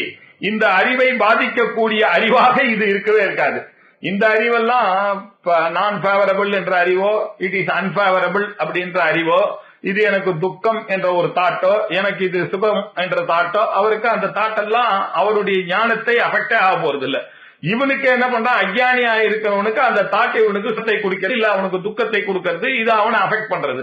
ஞானிக்கு இது ரெண்டுமே அஃபெக்ட் பண்ணாத காரணத்தினால அவித்தியும் சரி அதனுடைய காரியமும் சரி இந்த போதத்தை, இந்த ஆத்ம ஞான போதத்தை ஒரு நாளும் பாதித்தும் அர்ஹதி, ஒரு நாளும் பாதிக்கிறதுக்கான அர்ஹ அதுக்கு கிடையாது அப்படின்னு சொன்னார். புறாயேவ தத்வபோதேன, முன்னையே அவருக்கு தத்துவபோதம் வரும்போது இந்த அஜ்ஞானமோ அவனும் வேதாந்த கிளாஸுக்கு வந்து வந்து வந்து கேட்டு கேட்டு கேட்டு கேட்டு கேட்டு அவருக்கு என்ன ஆச்சு, இந்த போதத்தினாலேயே அவருக்கு இதெல்லாம் போயிடுது, பாதம் ஆயிடுச்சு ஆல்ரெடி. அதனால திருப்பி அது பாதமாறதுக்கான சான்ஸே கிடையாது. பாதித்தே தே உபேத. ஆகையினால அவித்யோ அவித்யினுடைய காரியமோ திருப்பியும் அந்த வித்யாவானா இருக்கக்கூடிய அந்த ஞானிக்கு இது திருப்பியும் தாக்கிறதுக்கான சான்ஸே கிடையாது அப்படின்னு சொன்னார். பாதித்தம் திருஷ்யதாம் அக்ஷைஹி தேன பாதோன சக்கியதே. பாதிக்கப்படக்கூடிய விஷயங்கள் எல்லாம் இந்திரியங்கள்னால அறியப்படக்கூடிய விஷயம், மனசனால அறியப்படக்கூடிய விஷயம். அவர் மனசு இந்திரியங்கள் என்ற நிலையை தாண்டி விட்டதுனால நமக்கு இந்திரியத்தினால வரக்கூடியதோ மனசனாலேயோ வரக்கூடியதான இதெல்லாம் தேன பாதகா நசக்கியதே, அவருடைய அறிவை இதுக்கெல்லாம் பாதிக்கக்கூடிய சக்தியானது கிடையாது. இந்த லோக்கல்ல இருக்கக்கூடிய நாலேஜுக்கெல்லாம் கண்ணனால பார்க்கறதுனால தெரியக்கூடிய பிரத்யட்சமான விஷயங்களுக்கோ அனுமானத்தினால அறியக்கூடிய விஷயங்களுக்கோ அவருடைய அறிவை பாதிக்கக்கூடியதான சக்தியை இழந்து விட்டது. ஏன் அப்படின்னா அவர் படிக்கிற காலத்திலேயே இந்த கஷ்டங்கள்லாம் பார்த்து இதெல்லாம் தாண்டி தானே வந்திருக்காரு. திருப்பி அவர் போய் இதெல்லாம் எப்படி இருக்கும் அப்படின்றத புரிய வைக்கிறதுக்காக ஒரு திருஷ்டாந்தத்தை சொன்னார் இவரு. அது எப்படின்னா, ஜீவன் ஆக்குஹு நமார்ஜாரம் ஹந்தி ஹன்யா கதம் மிருதஹா. ஜீவன் ஆக்குஹு, ஆக்குஹுனாக்க எலி, ஆக்கு வாகனம்னாக்க பிள்ளையாருன்னு அர்த்தம். ஆக்குஹு உயிரோட இருக்கக்கூடிய ஆக்குவ பூனைய பார்த்தா பயப்படுறதுன்னா, செத்த எலி போய் பூனையை பார்த்து பூனை செத்த எலிக்கு பயப்படுவோம் இல்லையா? உயிரோட இருக்கிற எலியே பூனைக்கு பயம் இல்ல, செத்து போன எலியை பார்த்து பூனை பயப்படுவோம். அப்படி இவர் என்ன பண்றாரு, ஞானம் வர காலத்துல வேதாந்தா கிளாஸுக்கு வந்து வந்து வந்து வந்து அப்பவே உயிரோட இருக்கும் பொழுது இவர் இந்த பாடி மைண்ட் காம்ப்ளெக்ஸோட ஐடென்டிஃபையா இருக்கும் பொழுதே இவர் கிளாஸுக்கு வந்து வந்து வந்து போன இந்த இன்னல்கள்லாம், சம்சார இன்னல்கள்லாம் இப்ப இவருக்கு ஞானம் போன உடனே அந்த சம்சாரமே போயிடுச்சு. அந்த சம்சாரமானது இவரை பாதிக்குமா இல்லையா அப்படின்னு கேட்கறதுக்காக அவர் என்ன சொன்னார், உயிரோட இருக்கிற எலியே பூனைக்கு ப்ராப்ளம் இல்ல, பூனைக்கு த்ரெட் கிடையாது. செத்து போன எலி எப்படி ஒரு பூனைக்கு த்ரெட் ஆகும் அப்படின்னாக்க, இந்த ஞான வர காலத்திலேயே இது எல்லாத்தையும் பிரேவா அவர் பிரேவ் பண்ணி தான் அவர் வந்து ஞானியாவே ஆயிருக்காரு. இவரோ இப்ப ஞானி ஆன உடனே அந்த பழைய சம்சாரமானது இவரை வந்து பாதிக்குமான பாதிக்கவே பாதிக்காது அப்படின்னு சொன்னாரு. அதுக்கு இன்னொரு எக்ஸாம்பிளோட அழகா சொன்னார். அபி பாசுபதாஸ்திரேன வித்தச்சேத் நமமாரயஹ நிஷ்பலேஷு விதுன்னாங்கஹ நக்ஷதி அத்ர காப்ரமா அப்படின்னார். ஆனானப்பட்ட பாசுபதாஸ்திரமே இவனை வந்து ஒண்ணும் பண்ண முடியாது அப்படின்னா, ஒரு தென்னங்குச்சியில ஒரு வில்ல பண்ணிட்டு அதுல இருந்து போட்ட அம்பானது இவனை பாதிக்குமா? ஆனானப்பட்ட எவ்வளவோ விஷயங்கள்லாம் கிளாஸுக்கு வந்து வந்து எத்தனையோ இன்னல்கள் எல்லாம் பார்த்து அது எல்லாத்தையும் தாண்டினவனுக்கு போய் இப்ப ஞானமே வந்துட்டு இப்ப போய் அவனுக்கு என்னதான் சொன்னாலும் பிரவൃத்தினாலேயோ வரத்தினாலேயோ வரக்கூடிய துன்பமோ இன்பமோ அவரை பாதிக்குமா சார்? நீங்க கேட்கறதே கேள்வியே சரியில்லை. ஆனானப்பட்ட பாசுபத அஸ்திரத்தினாலேயே அடிபட்டு அவன் ஒன்னும் சாகாம இதெல்லாத்தையும் பொழைச்சின்னு வந்திருக்கான். இந்த சின்ன ஒரு தென்னங்குச்சியா அவனை போய் அவனுடைய தேகத்தை போய் நாசமடைய செய்ய போறது அப்படின்னு ஒரு கேள்வி கேட்டு சத்த எலி எக்ஸாம்பிள் ஒண்ணு பாசுபத அஸ்திரத்தை பத்தி ஒண்ணு சொன்னார். இதெல்லாம் போன தடவை பார்த்தோம். இப்ப சொல்றாரு, இப்ப கொஞ்சம் டிராமாட்டிக்கா சொல்றாரு. ஆதௌ அவித்யா சித்ரைஹி ஸ்வரார்யை ஜிரும்பியமானயா யுத்வா போதோ அஜயதே சோத்ய சுத்ருதோ பாத்யதாம் கதம் அப்படின்னார். இப்போ ஆதௌ அவித்யா முதல்ல இவன் கிளாஸுக்கு வரத்துக்கு முன்னாடி இல்லையா, பஞ்சதேசி கிளாஸுக்கு வரத்துக்கு முன்னாடி அப்படின்னு நம்ம போட்டுக்கணும். ஆதோ முன்னாடி எப்படி இருந்தானா அவித்யினால சித்திரைஹி ஸ்வகாரிஹி தன்னுடைய காரியங்கள் எல்லாம் அவன் புரிந்து கொள்ள முடியாம அதுல இருந்து வரக்கூடிய லாபங்கள் அது கூடிய வர நஷ்டங்கள் இது எல்லாத்தையும் கணக்கு பண்ணி அதனால இவன் என்ன பண்ணா சில சமயத்துல சந்தோஷமாகும், சில சமயத்துல துக்கமாகும், சில சமயத்துல ஒரே கவலையாகும், சில சமயத்துல கோபம் வரா மாதிரியும் காமம் குரோதம் லோபம் மோகம் இதெல்லாத்தோடையும் கூடினவனாக இருந்து ஜிரும்பமானையா இல்லையா, இப்படி எல்லாம் சேர்ந்து ரொம்ப பலமாக இருந்து அந்த அவித்தியோட போராடி வந்தான் இவன். இப்ப என்ன ஆச்சு அப்படின்னா அந்த போராட்டத்துல யுத்வா நல்லா இந்த வேதாந்தத்தை கேட்டு கேட்டு கேட்டு இந்த சம்சாரமானது இதெல்லாம் ஒண்ணு அஃபெக்டே ஆகாது, இதெல்லாம் பொய் தான் அப்படின்றத நன்னா கண்டுபிடிச்சு அவன் சண்டை போட்டு அதை ஜெயிச்சிருக்கான் அந்த சம்சாரத்தை இல்லையா. பஞ்சதசி படிச்சு இந்த சம்சாரத்துக்கும் நமக்கும் சம்பந்தம் இல்லை அப்படின்றது படிப்படியா மனனத்தினாலையும் நிதித்தியாசனத்தினாலையும் உணர்ந்து போரிட்டு நல்ல போதகா அஜயத்து இல்லையா, இப்படி ஜெயிச்சிருக்க இந்த அறிவானது. அவ்வளவு அறிவாக இருந்து இந்த வார் மாதிரி இது இருந்து இந்த பஞ்சதசி படிச்சு அவன் இப்படி ஜெயிச்சுட்டான். அத்தர சுத்ருடகா பாத்தியதாம் அப்படி இருக்கக்கூடிய அவன் எவ்வளோ காரியம் இக்னரன்ஸ் என்ன, அதனுடைய ப்ராடக்ட்ஸ் என்ன, டவுட்ஸ் என்ன, இதெல்லாம் இப்ப நல்லிமை ஆயிடுச்சு அவனுக்கு. பண்ணும் பொழுது திருப்பியும் அந்த பழைய இக்னரன்ஸும் பழைய ப்ராடக்ட்ஸும் வந்துமா இவனை தாக்க போறது. அதனால சோ அத்திய சுத்ருடகா கதம் பாத்தியதாம் இவ்வளவு திருடமாக இருக்கக்கூடிய அவன் சஹா அத்த அத்திய சுத்ருடகா யுத்வா போதம் ஜெயத்து அவன் அஜயத்து இப்படி பண்ணி அவன் வந்து ஜெயிச்சிருக்கான். அவன் இந்த சம்சாரத்திலிருந்து தாண்டி இவ்வளவு கஷ்டப்பட்டு படிச்சு இதை புரிஞ்சுட்டு வந்த அந்த ஞானமானது திருடமாக அவனுக்கு இருக்கிறதுனால அது எப்படி சார் அவனுக்கு பாதிக்கும்? அவனுக்கு த்ரெட்டானது எந்த சந்தர்ப்பத்திலையும் அவனுக்கு வரவே வராது. அதனால அவனுக்கு வந்து வெரி கிளியரா வந்துட்டு அந்த ஞானிக்கு இதுதான் அப்படின்றது நன்னா நான் ஆத்மான்னு ஐடென்டிஃபை ஆன ஒண்ணு. இந்த உலகமே அவனுக்கு தோன்றாத காரணத்தினால இந்த உலகத்தில் இருக்கக்கூடிய சம்சாரத்தில் இருக்கக்கூடிய சுகதுக்கங்கள் எதுவுமே அவனுக்கு அஃபெக்ட் ஆகிறது கிடையாது, இதெல்லாம் அவனை பாதிக்காது அப்படின்னு சொன்னாரு. திஷ்டது அஜ்ஞான தற்காரியம் தற்காரிய சபாஹ போதேன மாரிதாக நபீதிஹி போத சம்பிராஜஹ கீர்த்தி பிரத்யுத தஸ்ய தைஹி திஷ்டந்து அஜ்ஞான தற்காரிய ஷவாஹ அப்படின்னாரு. அஜ்ஞானமோ அதனுடைய காரியமோ அவன் வந்து வேதாந்த வரத்துக்கு முன்னாடி பெரிய விஷயமாக நினைத்து கொண்டிருந்தான் இது எல்லாத்தையும். இப்ப இந்த போதம் வந்த உடனே அவனுக்கு நன்னா தெரிஞ்சிருச்சு இதெல்லாம் அஜ்ஞானம், அஜ்ஞானத்துடைய காரியத்தினாலதான் இந்த மாதிரி எல்லாம் இந்த சம்சாரங்கள்லாம் வந்து தாக்கிட்டுன்னு. இப்ப அதெல்லாம் என்ன ஆச்சுன்னா எல்லாம் சவாஹா, எல்லாம் போயிட்டு சவமா ஆயிடுச்சு. அப்படின்னாக்க எல்லாத்தையும் அவன் ஜெயித்தான், சாகடிச்சாச்சு. இப்படி இருக்கும் பொழுது அந்த எதனால சாகடிச்சான் அப்படின்னா அந்த ஆத்ம ஞானத்துல ஜீவ பிரம்ம ஐக்கியத்துவம் என்ற ஒரு ஞானத்தினால அது அந்த சம்சார கவலைகள்லாம் இப்ப என்னாச்சு, மாரிதாக மரணம் அடைந்துட்டு இல்லையா. அப்படி மரணம் அடைந்ததுனால இவனுக்கு திருப்பி அவனுக்கு அதனால ஒரு த்ரெட் வருமா, அவனால ஒரு பயம் வருமா, இவன் தானே எல்லாரையும் அடிச்சு கொண்டு இருக்கான் அப்படின்னா. இது எப்படி இருக்குன்னா, ஒரு ஹண்டர் இருக்காரு, அவர் ஹண்டர் என்ன பண்ணாரு, ஒரு கன்னை வச்சுட்டு ஒரு புலிய கொன்னுட்டார்.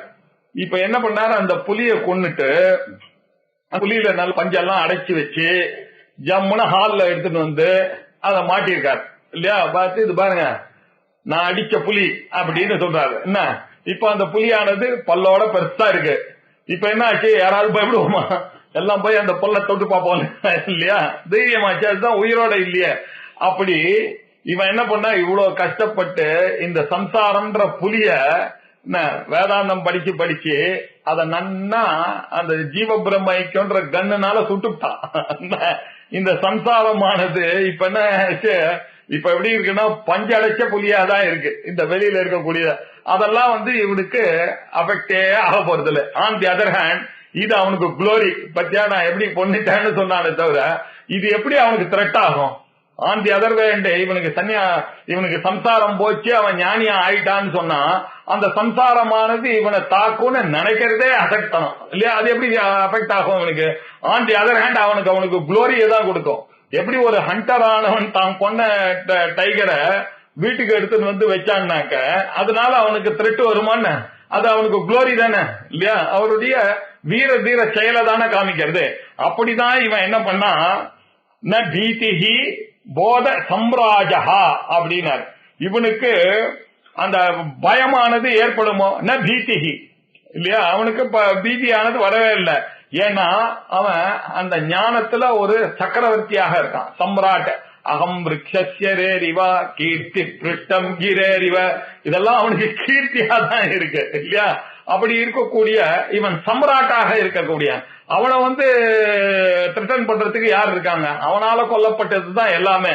அப்படி இருக்கும்போது இந்த அவனால கொல்லப்பட்டவர்கள் எல்லாம் அவனுக்கு எப்படி த்ரெட்டு காரியமாக இருப்பார்கள். ந பீதிஹி போத சம்ராஜா என்ன பிரத்யுத. ஆன் தி அதர் ஹேண்ட் இவனுக்கு பயம் இல்லன்றது மாத்திரம் இல்ல, நான் பிபேதி கதாச்ச நேதி அப்படின்னு அவன் என்ன சொல்ல, அபயம் பிரதிஷ்டாம் விந்ததே அத்தசோ பயம் கதோ பவதி அப்படின்னு அவனுக்கு எல்லா பயமும் போயிடுது.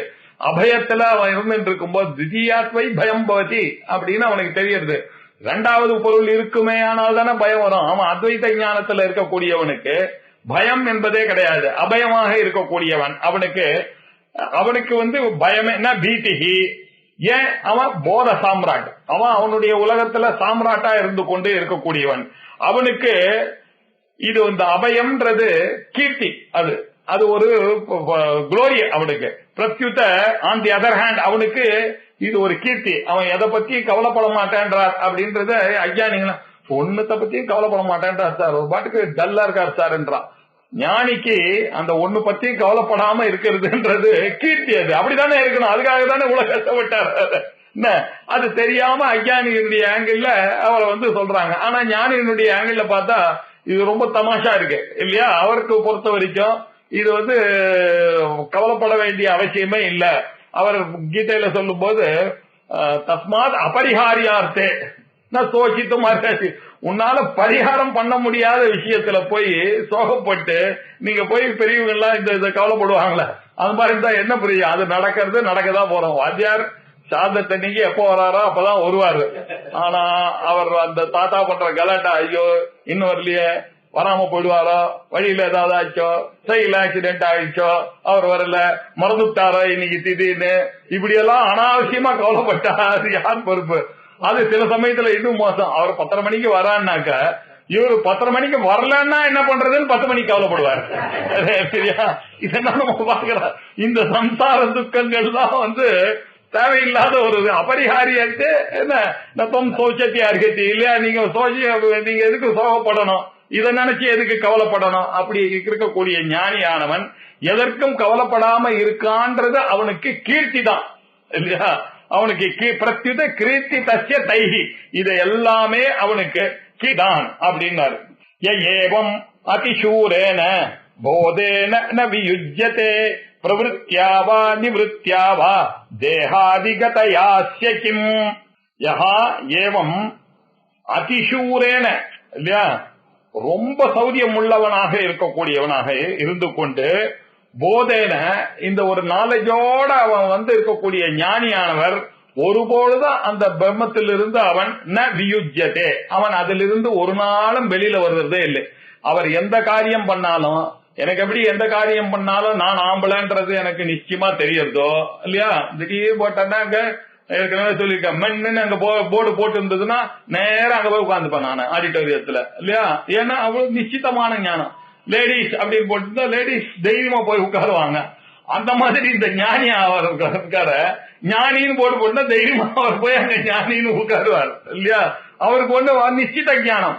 எப்படி நான் பிராமணன், நான் ஆம்பளை, நான் இதுக்கு எலிஜிபிள் அப்படின்ற ஒரு நாலேஜ் வந்துட்டோ, அதே மாதிரி அவருக்கு நிச்சயமாக நான் ஞானி அப்படின்ற ஒரு வந்ததுனால அவருக்கு ஒரு நாளும் அந்த நாலேஜில் இருந்து அவர் வெளியே போக மாட்டார். நம்ம எப்படி வெளியில போகாம இப்ப இருக்கோமோ இல்லையா? எத்தனை நாள் ஆச்சுனாலும் நான் ஆம்பளைன்றது எவ்வளவு புத்தியில தங்கிடுது நமக்கு இல்லையா? அந்த நான் அறிவானது, நான் ஆண் பிள்ளை நான் பொம்பளை என்ற அறிவு அவளுக்கு எப்படி தங்கியிருக்கோ, அதே மாதிரி இந்த வேதாந்தம் படிச்சு அவன் நான் பிரம்மம் என்ற அறிவானது அவனுக்கு ஏற்பட்ட பிறகு அவன் அதுலயே இருக்கான். ஒரு நாளும் அதுல இருந்து அவன் வெளியில போறதே இல்லை. என்ன வியுஜ்யதே பிரவருத்தியாவா நிவృత్యాவா அல்ல. அதனால சரீரம் முதல்களுக்கு இருக்கக்கூடிய இந்த பிரவருத்தி நிவృత్తి இதெல்லாம் விதி நிஷேதங்கள்லாம் யாருக்கு அப்படின்னா, இந்த சரீரத்தோட கூடின அந்த அஞ்ஞான புருஷனுக்கு தான் பிரவருத்தியாகவும் நிவృత్తిயானதும் ஏற்படும். அவனுக்கு தான் இந்த விதியானதும் அவனுக்கு தான் இந்த நிஷேதமானதும் ஏற்படும். இவருக்கு தேகாதிகதையா சிக்கிம், தேகத்துல பிரவருத்தி இருக்கக்கூடியவனுக்கு தானே இந்த சரீரம் முதலால ஏற்படும் பிரவருத்தியோ நிவృత్తిயோ அவங்களுக்கு தானே வருது. இவருக்கு என்ன அச்சிக்கும், இந்த ஞானிக்கு அது என்ன? அதனால அவருக்கு என்ன காத்தால இருந்து அதை பண்ணணுமா, இத பண்ணாம இருக்கிறது அதெல்லாம் அவருக்கு கிடையவே கிடையாது. ஆனாலும் அவர் ஏன் அப்படி இருக்கார் அப்படின்னாக்க, அவர் லோகத்துல பீப்புளோட நடுவுல இருக்கும் பொழுது அவர் என்ன பண்றாரோ அது ஜனங்க 4 பேர் பாக்குறாங்க. அதனால அவர் பண்ணாம இருந்துட்டாரே, ஆனால் இவனும் பண்ணாம இருந்துருவான்றதுனால அவன் என்ன பண்ண வேண்டியிருக்கு, நடிக்க வேண்டியிருக்கு. இப்படி எல்லாம் இருந்தாதான் இருக்கும்ன்றதுக்காக பண்றாளே தவிர அவளுக்கு அந்த இவன் பண்ணும் போது எதுக்காக சந்தியாவந்தனம் பண்றான், இவன் நித்திய கர்மாக்கள் எல்லாம் பண்றான், அக்னிஹோத்திரம் எல்லாம் பண்றான்னா சிரேயஸா இருக்கணும், குடும்பம் நன்னா இருக்கணும், அது நன்னா இருக்கும், பொண்ணுக்கு கல்யாணம் ஆகணும், பிள்ளைக்கு கல்யாணம் ஆகணும், பிள்ளைக்கு காலேஜ் இடம் கிடைக்கணும், பிள்ளைக்கு வேலை கிடைக்கணும்ன்ற எண்ணெல்லாம் அவருக்கு இதெல்லாம் எதுவுமே இல்லாம பண்றதா அவருக்கு டென்ஷன்றதே கிடையாது அவருக்கு இல்லையா? அவர் எதையுமே எதிர்பார்க்கவில்லை. அதனால அவர் பாட்டுக்கு பண்ணிட்டே இருக்கார். இந்த தேகத்தோட ஐடென்டிஃபை பண்ணி அகம் அபிமானமும் மம அபிமானமும் யாருக்கு வருதோ அவனுக்கு தான் டென்ஷன். அகாபிமானமும் மம அபிமானமும் இல்லாத ஞானிக்கு எந்த காரியம் பண்ணாலும் அவருக்கு பிரவருத்தியும் கிடையாது விவருத்தியும் கிடையாது. சாஸ்திரம்னா என்ன சொல்றது, பிரவருத்தியோ நிவృత్తిயோ சொன்னாதானே சார் சாஸ்திரம். ஒண்ணு அதை பண்ணன்னு சொல்லு, இல்ல பண்ணாதேன்னு சொல்லு, அதுக்காக தானே சாஸ்திரம் இருக்குன்னார். அவர் அந்த லெவல்ல தாண்டிட்டார். அவர் வேதாந்தத்துல சொன்ன சத்தியம் ஞானம் அனந்தம் பிரம்மான்னு சொல்றதுதான் சாஸ்திரமா நினைக்கிறாரே தவிர நான் கலஞ்சம் பட்சையே என்ன அகரகர சந்தியாவந்தனம் குருத அப்படின்ற விஷயங்கள்லாம் அவருக்கு விதியாவே நினைக்கவே இல்லை. இல்ல இவனுக்கு அதெல்லாம் சரீரத்தோட குடும்பத்தோட இருக்கக்கூடியவனுக்கு இதெல்லாம் விதியா இருக்கு. அந்த விதியை அவன் தாங்கினானே ஆனால் அவனுக்கு பாவம் வருது. அந்த பாவம் வந்தது ஆனா அவன் மனசை பாதிக்குது. அந்த மனசை பாதிக்கிறதுனால அவன் வருத்தப்படுறான்.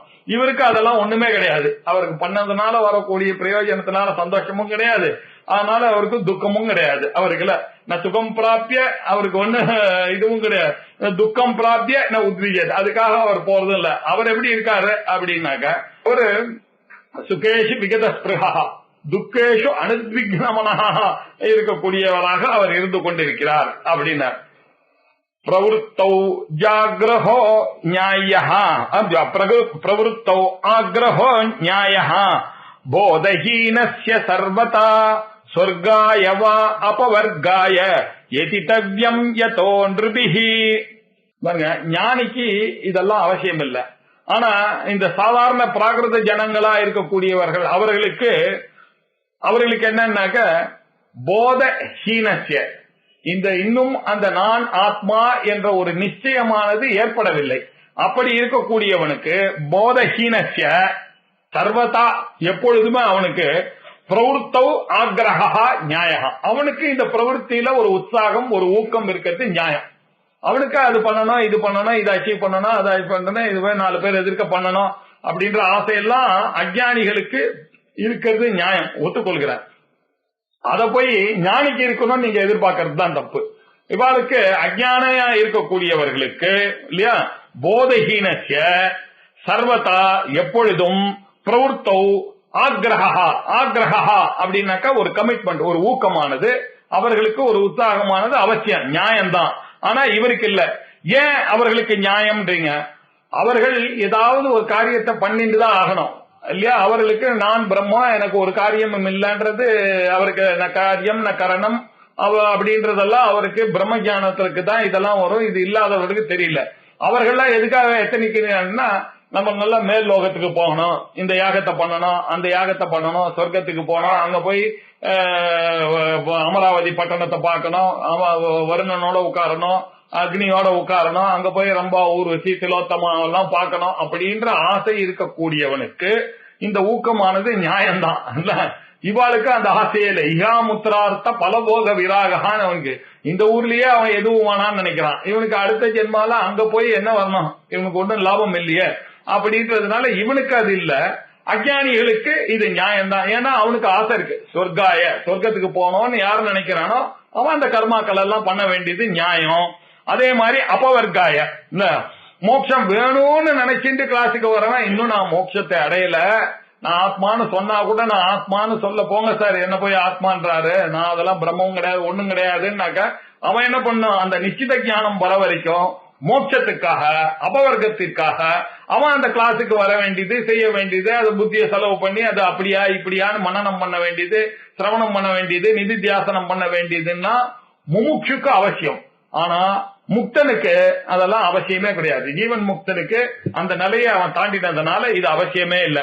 இவர்களுக்கு தான் அது எதித்தவ்யம். இது இவர்கள் தான் அதை எத்தனம் பண்ணணும். எதித்தவ்யம் அப்படின்னாக்க எத்தனம் பண்ணி தான் இதை தெரிஞ்சுக்கணும். எதகான்றிபி சாதாரண மனிதர்களுக்கு அப்படின்னு சொன்னார். ஆனா ஞானிக்கு இது அவசியம் இல்லை.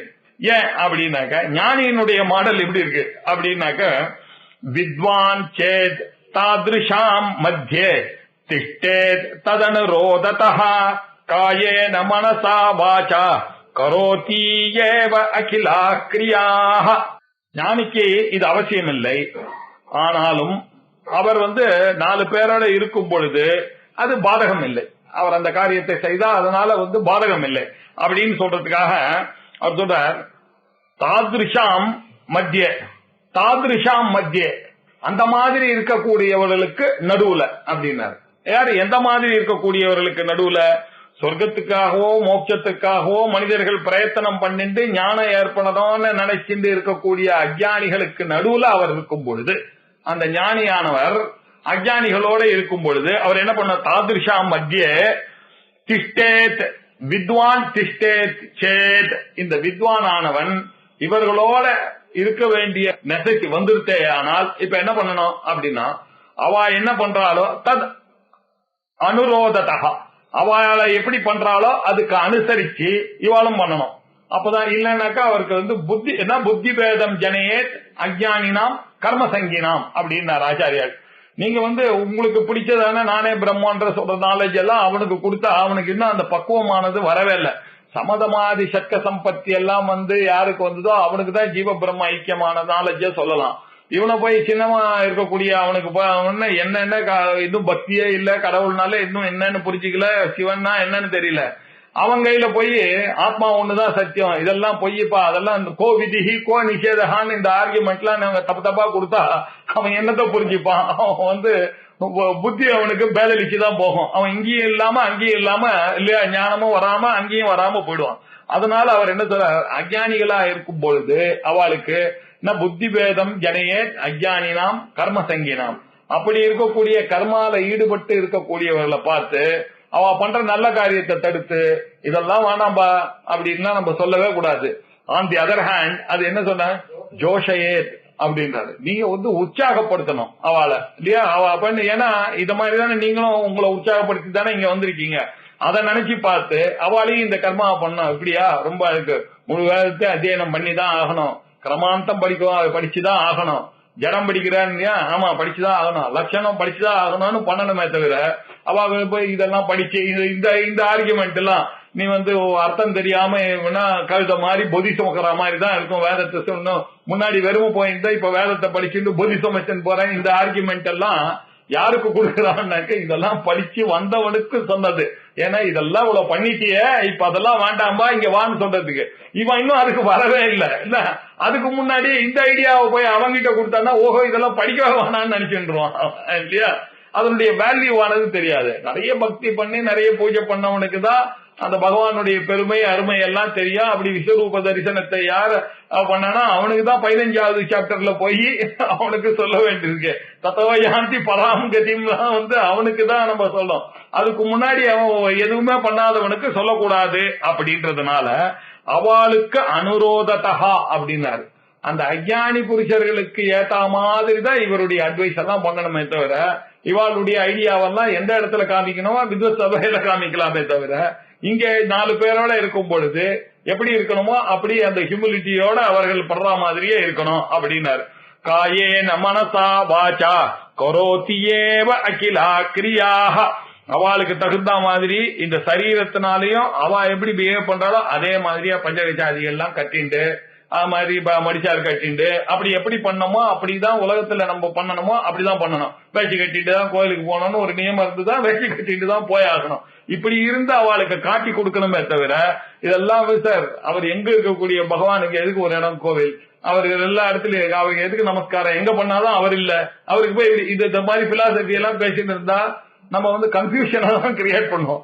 ஆகையினால் அவளுக்கு நடுவுல இருக்கும் பொழுது அவ எப்படி பண்றாளோ அதே மாதிரி பண்றதுதான் ஞானிக்கு அழகு இல்லையா? நம்ம சங்கராச்சாரியார் எல்லாம் என்ன பண்றாங்கன்றது இதெல்லாம் பார்த்தாதான் நமக்கு புரியும் இல்லையா? அவெல்லாம் என்ன பண்றாங்க 3 வேளை ஸ்நானம் பண்றாங்க இல்லையா? ஏன்னா திரிசவண ஸ்நானம் விதிச்சிருக்கு. அவரும் பண்ணலன்னாக்கா அவர் கூட இருக்க கூட எல்லாம் யாருமே பண்ண மாட்டாங்க இல்லையா? அவர் திதி பார்க்கலன்னாக்கா ஏகாதசி துவாதசி அவர் பார்க்கலன்னா இவனும் பாக்குறத விட்டுடுவான். அவர் தர்மசாஸ்திரங்கள் எல்லாம் ஃபாலோ பண்ண வேண்டிய அவசியமா இருக்கு இல்லையா? இந்த மாதிரி இந்த நாள்னாக்க இதை சாப்பிடக்கூடாது, அந்த சாப்பிடக்கூடாது, மடத்துல சாதுர்மாசியம் வந்துருச்சுனாக்க இப்போ இந்த மாசம் முழுக்க பருப்பு கிடையாது, இந்த மாசம் வரைக்கும் பால் கிடையாது, இந்த மாசம் தயிர் கிடையாது அப்படின்னு சொன்னா அவ எதுக்காக பண்றா? அவளுக்கு இந்த விதி எல்லாம் கிடையவே கிடையாது. சன்னியாசிக்கு ஏது விதி? கோ விதி கோ நிஷேதம். ஆனா ஏன் ஃபாலோ பண்றாங்கன்னா நம்ம எல்லாம் ஃபாலோ பண்ணான்னு இருக்கா. ஆனா இப்ப என்ன அதுல ஒரு ஜோக்குன்னாக்க அதெல்லாம் அவதான் ஃபாலோ பண்ணா நம்ம இல்லன்னு நம்ம நினைச்சுட்டோமே. அங்கதான் நம்ம அஞ்ஞானமானது ஒரு லெவலுக்கு மேல போயிடுது. அவருக்கு சார் அது நமக்கெல்லாம் 3 வேலை தான் குளிக்கலாம் அப்படின்னு நினைச்சுட்டா இல்ல. அவர் சக்கேசஸ்திரிகளை பார்த்தாண்டாக்க அவர் ஸ்நானம் பண்ண சார் நமக்கெல்லாம் அதெல்லாம் கிடையாது சார் நினைச்சோம். உனக்காக அவருக்கு தான் அது கிடையாது. அவன் என்ன பண்ணிட்டான் அவரை குளோரிஃபை பண்ணி நம்ம தப்பிச்சுக்கலான்றதுக்காக ரொம்ப இன்டெலிஜென்டா இப்படி பண்ணிட்டு இருக்கான். நம்ம அது தப்பு இல்லையா? அப்படி வித்வானா இருக்கக்கூடியவனா இருந்தா என்ன அழகுன்னா தாதிருஷாம் மனுஷான மத்திய தது அனுரோதத்தக அவளுக்கு அனுசரணையாக இருந்து கொண்டு அவ எப்படி பண்றாளோ அதே மாதிரி காயத்தினால் சரீரத்தினாலையும் அவளா எப்படி ஜபம் பண்றாளோ அதே மாதிரி இவரும் காத்தால இருந்து ஜபம் பண்ணிட்டு மனசா அதே மாதிரி வாச்சா அவர் எப்பொழுதும் நல்லதையே பேசிட்டு எல்லா ஸ்தோத்திரங்கள் எல்லாம் படிச்சுட்டு இப்படியே இருந்து கொண்டு அவர்களை முன்னேற்றணும்ன்ற ஒரு எண்ணம் லோகசிக்க விஷயம் இருந்து இவாளும் என்ன பண்ணா ஜபம் பண்ணணும், எப்பொழுதும் பண்ணிட்டே இருக்கணும், எப்பொழுதுமே வாக்குனால நல்ல பாராயணங்களை தான் பேசிட்டு இருக்கணும், நல்ல விஷயங்களை பேசிட்டு இருக்கணும். சரீரம் எப்படி இருக்கணும்னா எப்படி காட்சி அளிச்சா எல்லாருக்கும் ஒத்துக்கொள்ற மாதிரி இருக்கோ அப்படிதான் இவன் காட்சி அளிக்கணும். இப்படி இருந்து கொண்டு காயேன மனசா வாச்சா கரோதி அகிலாக கிரியாக எல்லா காரியங்களையும் அந்த ஞானியானவன் when he is amidst the people அதுக்கேத்த மாதிரி அவன் இருந்துதான் ஆகணும். அப்படி இருந்தாதான் இந்த ஞானமானது கொஞ்சம் கொஞ்சமா அவன் மனசுல ஆசைப்பட்டு எல்லாரும் ஒரு நாள் ஞானத்தை அடைவாங்கன்ற ஒரு எண்ணம் இருக்கணும். ஏன்னா நாம் பெற்ற இன்பம் அவன் எல்லாரும் பெறணும்னு அவன் நினைக்கணும் இல்லையா? நம்ம எவ்வளவு எல்லாம் கஷ்டப்பட்டு இருக்கோம் அதெல்லாம் வரக்கூடாதுன்னு. அதனாலதான் அவர் உபனிஷத்துல சொல்லும் போது முண்டகோபனிஷத்துல தத் விஜயானார்த்தம் ச குருமேவ அபிகச்சேத் அப்படின்னாரு. அது ஏன் சார் அது குருமேவ, அவனுக்கு தான் இந்த நாலேஜ் வந்துருச்சுனாக்க நடுவுல எதுக்கு புரோக்கர் குரு அப்படின்னு ஒரு சந்தேகம். தத் விஜயானார்த்தம் ச குருமேவ அபிகச்சேத் அப்படின்னார். அந்த அகிருதா மோட்சா கிருத்தேன கர்மனா வராது, அகிருத்தமான மோட்சமானது வராது அப்படின்னு இவன் தெரிஞ்சுட்டான். இந்த பையன் தெரிஞ்சுட்டு என்ன பண்ணா, அவர் அங்கிரஸ் கிட்ட போனா, போய் அவர் தத் விஜயானார்த்தம் அந்த பிரம்ம ஜானத்தை அறிய வேண்டும் என்பதற்காக ச குருமேவ அபிகச்சேத்து ஸ்ரோத்ரியம் பிரம்மனிஷ்டம் அப்படின்னு சமிப்பாணியோட அவர்கிட்ட போய் அந்த குருவை போய் இவன் போய் நாடினா அந்த விஜயானத்தை வரதுக்காக.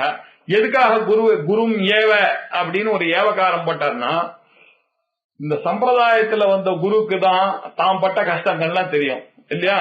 அவர் தான் இவன் புரியும் போது இந்த இடத்துல எல்லாம் இவன் கஷ்டப்படுவான், இந்த இடமானது புரியாது, திருப்பி வீட்டுக்கு போனான்னாக்கா அதுக்கு அன்வயமாகாது, இங்க வரும்போது நம்ம சொல்லும் போது அந்த ஸ்லோகம் கரெக்டா புரியுற மாதிரி இருக்கும், வீட்டுக்கு போய் நம்ம படிச்சா புரியாது அப்படின்றதெல்லாம் அவளுக்கு சொல்ல முடியும். அதனாலதான் ஒரு சிஷ்ய பரம்பரையில இருக்கக்கூடிய குரு கிட்டதான் இதை படிக்கணும்.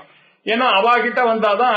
இப்ப நம்ம பையன் இருக்கான்னாக்க அவனை 5வது 6வது 7வது அப்படி போய் கணக்குல சேர்ற மாதிரி இருந்தாதான் பண்ணும். நீங்க சகுந்தலா தேவி மாதிரி ஒரு ஆள் கிட்ட போய் ராமானுஜன் கிட்ட போய் விட்டாங்கன்னா அவர் 250 ஸ்டெப்போ ஒரு நிமிஷத்துல ஸ்கிப் பண்ணிடுவார். அதை புரிந்து கொள்ளக்கூடிய கெப்பாசிட்டி இருக்கா இல்லையா?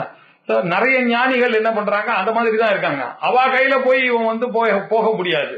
அவ கையில போனாக்க இவனுக்கு எப்படி புரியும் இல்ல, அவளால இறங்கி அந்த லெவலுக்கு சொல்லி தருதுன்றது கிடையாது. அது எப்படி வரும்?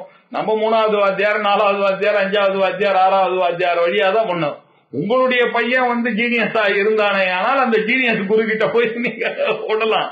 அப்படி இல்லாத சமயத்துல இப்படி கஷ்டப்பட்டு சிஷ்யனா இருந்து அதனாலதான் அவர் கீதையில சொல்லும் போது அசம்பிரதாய வித்து சர்வசாஸ்திர விதகாபி மூர்க்கவத்து உபக்ஷணீயான்னு ஆச்சாரியார் பாக்கியம் பண்ணார். சம்பிரதாயத்துல குரு சிஷ்ய சம்பிரதாயத்துல கொடுத்தவர்கிட்ட படிச்சாதான் இந்த விதையானது பரிமளிக்கும். அது இல்லாம நீங்க ஏதோ நீங்களா புக்க பார்த்து படிக்கிறதோ, நெட்ல படிக்கிறதோ, இல்ல யாருடைய லட்சியம் எல்லாம் கேட்கறதோ, அதெல்லாம் இது வேலைக்கே ஆகாது இல்ல. சர்வசாஸ்திர விதகாபி எல்லா சாஸ்திரத்தையும் தெரிந்தவர்களாக இருந்தாலும் அசம்பிரதாய வித்தா இருந்தா மூர்க்கவத்து உபக்ஷணிய கவலையே படாதீங்க, தள்ளிட்டு போயிட்டே இருங்க. எங்க அப்பதான் உங்களுக்கு இந்த நாலேஜ் ஆனது வரும்னு ஆச்சாரியாளனுடைய பாஷ்யம். அப்படின்னா என்ன அர்த்தம்னா, இந்த குரு சிஷ்ய பரம்பரையினால வந்த கோரிய வித்யை இது.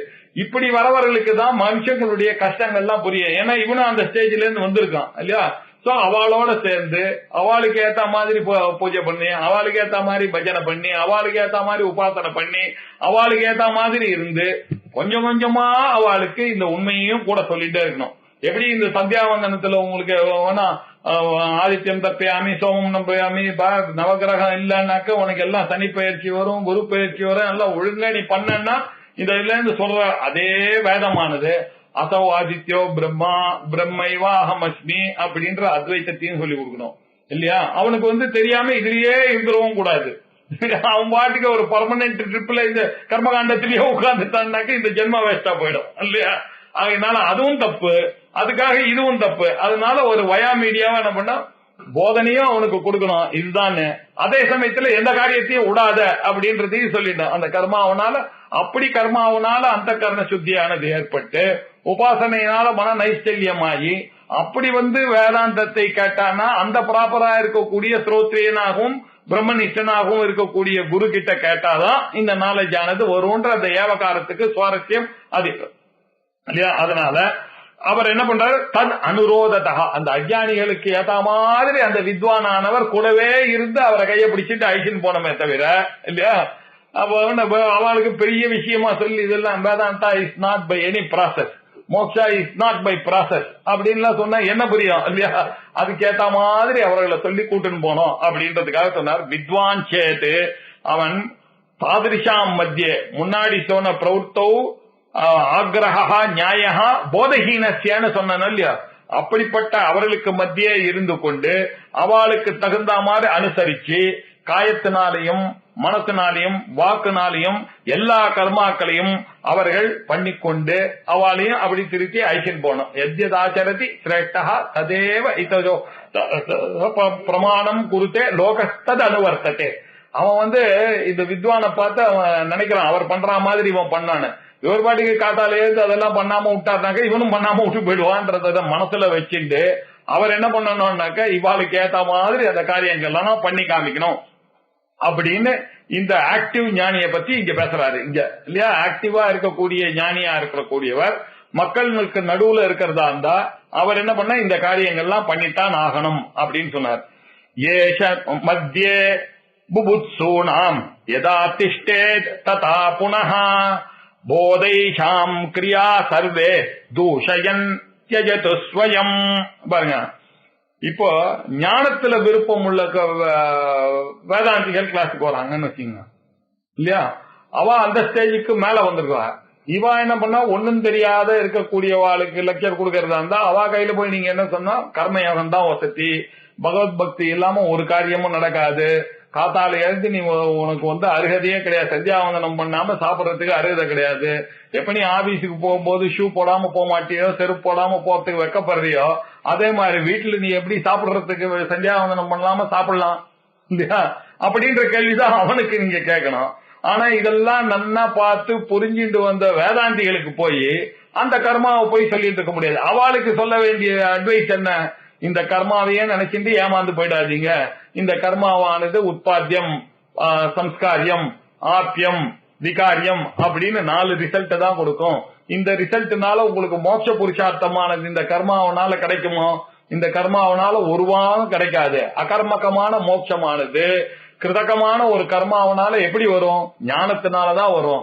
எந்த ஞானத்தினால வரும், வேதாந்த ஜென்ய ஞானத்தினாலதான் வரும். வேதாந்த ஜென்ய ஞானம் எவ்வளவு இருக்கு, துவைத்த ஞானம் கூட ஞானம் தானே வேதாந்தத்துல சொல்லி இருக்கேன்னாக்க இல்ல, இதெல்லாம் அவர வாக்கியங்கள், இதெல்லாம் பரோட்ச ஞானத்துக்கு யூஸ் ஆகும்.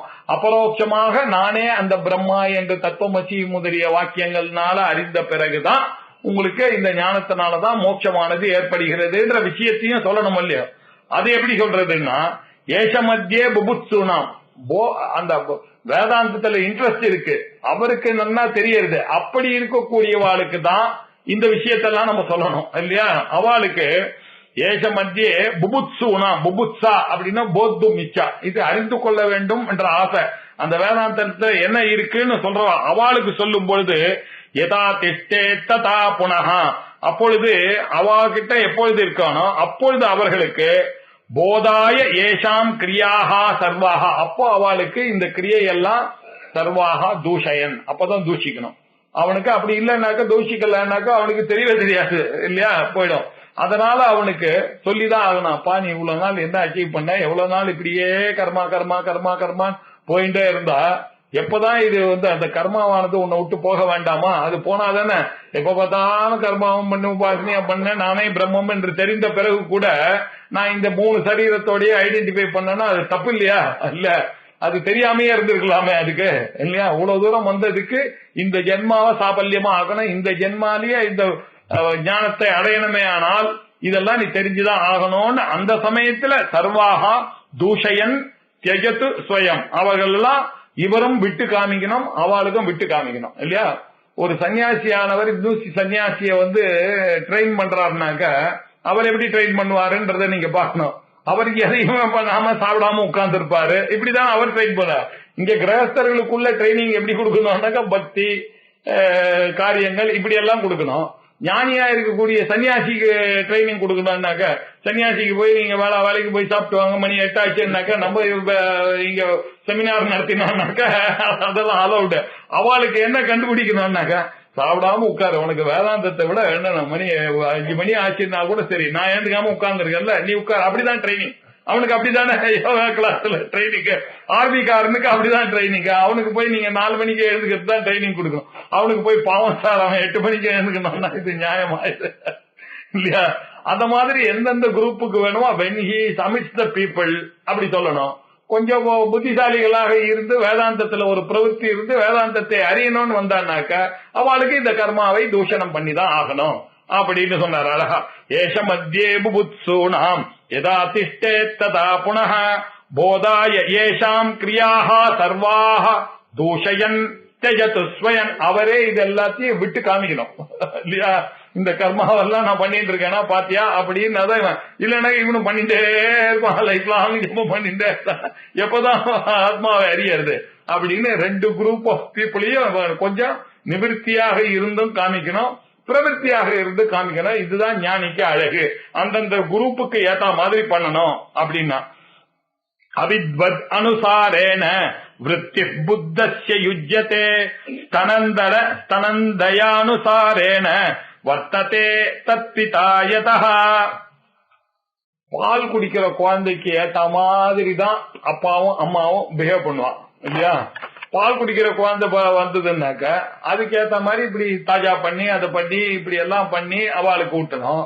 அத மாதிரி தாஜா பண்ண வேண்டிய அஜ்ஞானி கும்பல் இருந்ததுன்னா அவளுக்கு இத மாதிரி ஊட்டணும். அதுக்காக வளர்ந்தவங்க கிட்ட போய் அந்த ஐடியாவை போய் நம்ம கொடுத்தா அப்படி ஊட்ட முடியுமோ, அப்படி ஊட்ட முடியாது. அப்படிதான் அவித்வத் அனுசாரேன அந்தந்த அவித்வான் கோஷ்டிகள் எப்படி இருக்கோ அதுக்கு அனுசரிச்சு அது அனுசாரேன விருத்திகி புத்தஸ்ய யுஜ்யதே, அதுக்கு ஏத்த மாதிரி நடந்து கொள்வதுதான் ஒரு புத்திசாலிக்கு அழகு இல்லையா. அவர் ஞானி இல்லாதவர்களை அனுசரித்து ஞானிக்கு நடத்தை இருக்கணும்ன்றதுதான் நியாயம். அவன் எப்படி இருக்குன்னா